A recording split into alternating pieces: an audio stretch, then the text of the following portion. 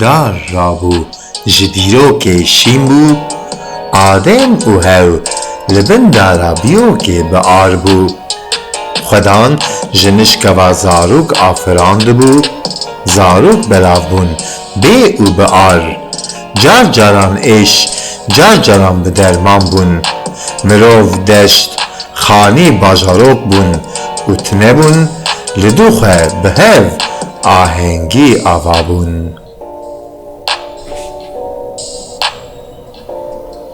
Rastî mar dûra maran bûn, lê bi hevdûn bûn. Nivîsîn û geriyan û bi fermî fêr bûn, li dû xwe bi nirxên pêş de çûn melaiket bûn. Hîn bercewendî û cudabûyîn, hîn ji wan dil û can bûn. Cîhan zivîrê, dem û sal û devran, ew jî marûz bûn.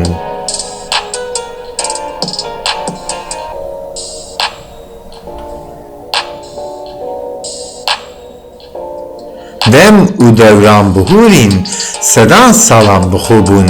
Demokrasî ava bûn, malbat û gelan modern bûn.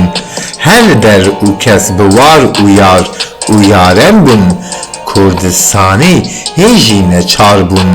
Mixabûn heyf bûn û pir însan çûn. Bercewendî xwazan hîn jî jê dest negirtî, li dû astan bûn. Me xwe bilêv kir, gotin li dû bedenê bû.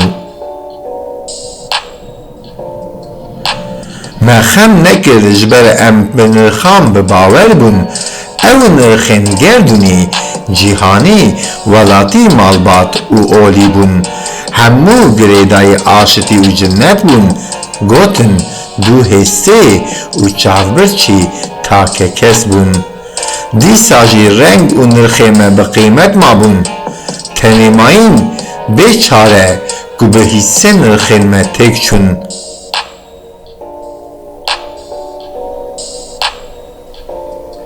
Ger ti herî ez ê çawa wêran nebim, ji ber ti qedr û qîmet, hurmet û bavî. Ti ji bavê jî vedetir heman malbat û doste wanî. Rehê can û perwerdara man û hîsse hizkirina maneya zamanî.